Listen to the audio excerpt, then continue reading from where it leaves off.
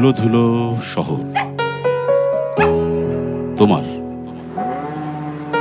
আমার বিষণ্ণ নিক্রোপলিস। আসতে পারো, চলে যেতে পারো,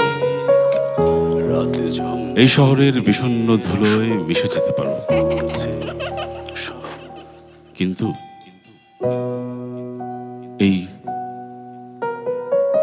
বিষাদগ্রস্ত